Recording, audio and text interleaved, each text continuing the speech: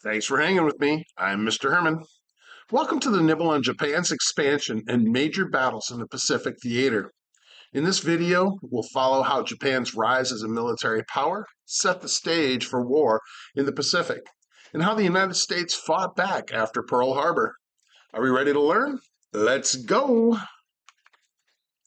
In this nibble, you'll learn why Japan wanted to expand across Asia, how the attack on Pearl Harbor brought the United States into the war, what made battles like Midway and Guadalcanal turning points, and how the U.S. used an island hopping strategy to close in on Japan.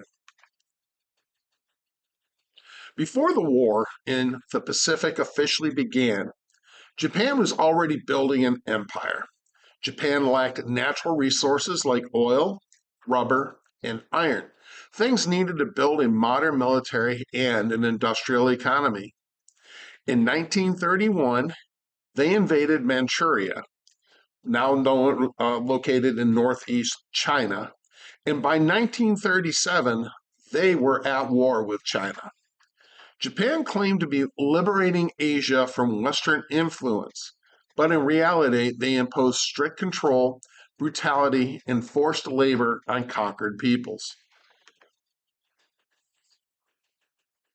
On December 7, 1941, Japan launched a surprise attack on the U.S. naval base at Pearl Harbor in Hawaii. The goal was to cripple the American Pacific Fleet before it could interfere with Japanese expansion. More than 2,500 Americans were killed, and several battleships were destroyed or damaged. The very next day, the United States declared war on Japan, marking its entry into World War II. President Roosevelt called it a day which will live in infamy. Just 6 months later, the tides began to turn. In June 1942, U.S. forces ambushed the Japanese fleet near Midway Island. The U.S. Navy sank 4 Japanese aircraft carriers, crippling Japan's ability to fight offensively. The Battle of Midway is often seen as the turning point of the war in the Pacific. After Midway, the U.S. launched its first major offensive, the Battle for Guadalcanal in the Solomon Islands. This was no easy fight. U.S. Marines faced dense jungle, disease, and fierce Japanese resistance. But after months of brutal combat, the U.S. secured the island. Guadalcanal proved that Japan could be pushed back, and it gave the Allies their first big victory on the ground in the Pacific.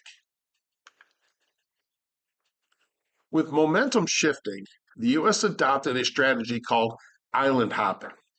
Rather than attacking every Japanese-held island, American forces targeted key locations and skipped over the rest. These captured islands were used as airfields and naval bases, bringing the war ever closer to Japan's home islands.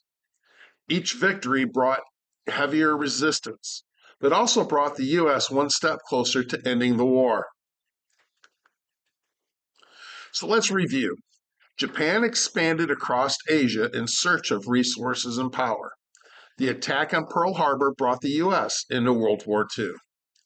Battles at Midway and Guadalcanal shifted the momentum, and island hopping became the strategy to roll back Japanese control. In the next nibble, we'll examine the final stage of the war, including the decision to drop the atomic bomb. Until then, stay curious, stay focused, and as always, make today count.